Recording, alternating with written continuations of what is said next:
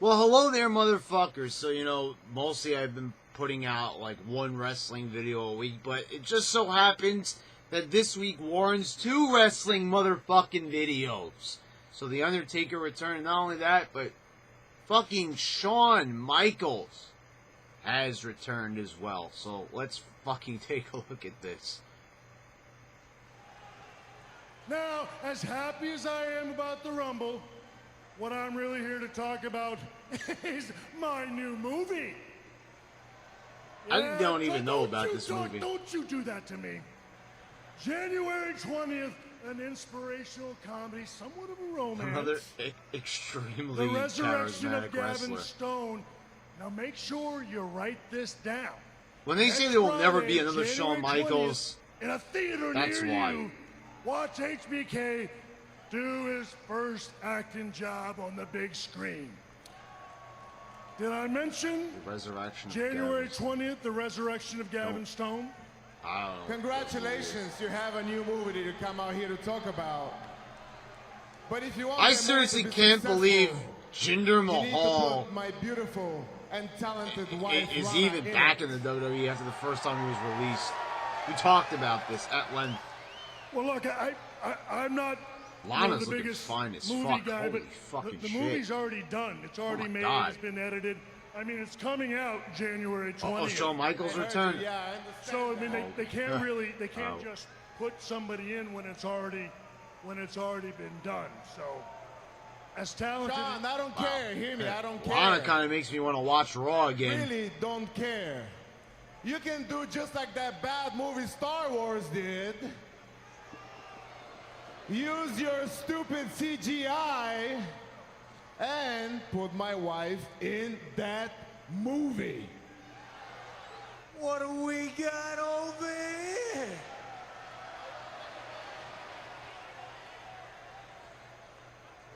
you know what you kids call them today? They're haters. They're haters. Haters, I tell you. A couple of haters. A couple Hey, of haters. I never said Enzo and Cass Now, are I'm gonna do not something else I normally charismatic. never do. I'm gonna admit something here. Rusev, you were absolutely right about something. Imagine these guys teaming Your up wife, for just Lana, like a match. Is a phenomenal Pretty actress. fucking cool. One of the best. I mean, every morning she's got to wake up next to this and act like she's not repulsed. They don't. Ah, yes. Enzo is still No, still got that charisma. matter of fact, Cass, if these guys were going to be in a movie acting, what movie would you put them in? I don't know, maybe the 40-year-old virgin. How you doing? Puss in Boots. How you doing? Beauty and the Beast. Dumb and Dumber. Ouch! Which one, Harry? Nice. Which one, Lloyd? Okay, that's enough, you American pigs.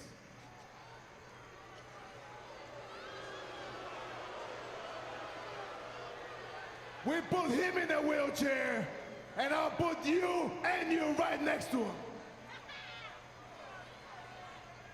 If you've got a problem, Rusev, me and you can finish this one-on-one right here, right now. You want to fight me today? You want a match? Well, you have a match against Jinder Mahal. I'm gonna go ahead and stay How out exciting. here during How this little fucking match. exciting. And, if you're not down with that, we got 2 words for you.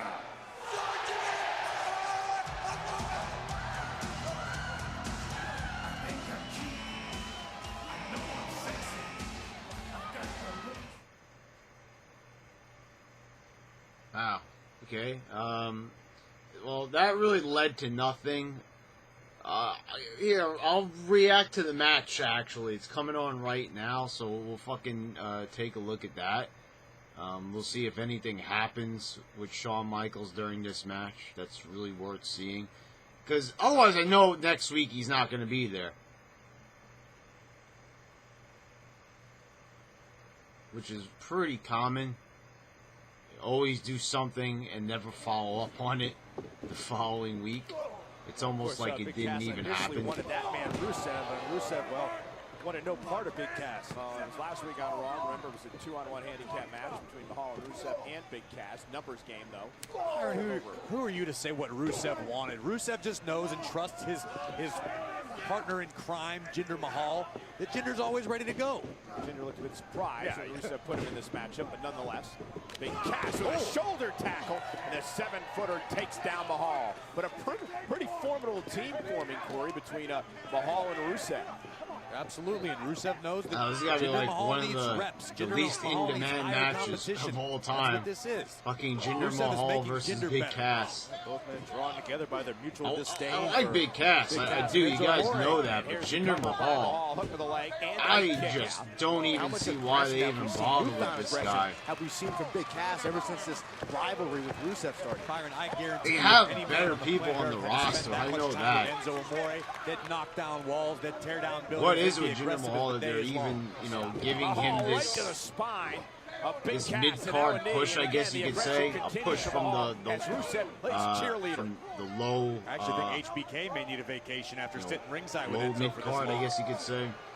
Enzo Amore, remember the wheel? Thanks to Rusev in the hall, and then he injured himself in a live event in Los Angeles a couple of weeks ago. Look at Enzo on the outside of the ring. He's ecstatic with HBK, his childhood hero, cheering on the big man. Big splash followed by the big peel from Big Cass. Another splash on the other side of the ring. Big Cass on the move. Oh, and the distraction by Rusev. And I don't know, it's matches like this why I took just advantage. Perfectly legal by can't Rusev. bring myself to watch Raw. Rusev It's never like, touched him. why do I... Okay, that's what we were waiting for, with sweet chin music from Shawn Michaels. He still got it. Up goes Jinder. And here we go, here's the end of the match. Down goes Jinder. Kind of botched that. East River crossing, followed There by we the go. Empire elbow. Here's the cover by Cass, and it's over. Oh, we'll see you in a year, I guess. Big Cass. See you in a year, Give the Michaels. assist to HBK with some sweet chin music. It's fun having Michaels there, but it's not going to lead it to anything.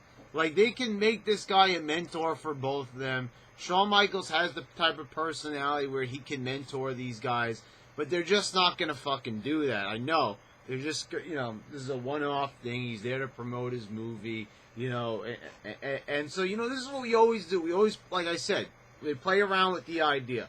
What if these guys were to team up? So we're kind of going to give you a little teaser if they were to team up, but we have no intention of having them team up. We all know, we always hear the rumors, Shawn Michaels is healthy enough to have one more match. He could have one more match. He could have a few more matches. People want Michaels to come back, but they're never going to do it.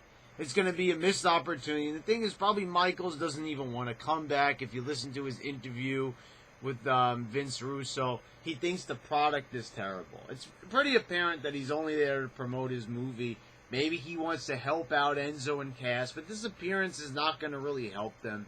Enzo and Cass are not really going anywhere. They're not really doing anything. They probably will never end up going anywhere substantial. They're going to stay in the mid-card slot. They're going to be that mid-card act that keeps them afloat. They're going to, they're pretty much the equivalent of New Day. It's going to be an act, way more entertaining than New Day. It's not as tiresome as New Day, not by a long shot.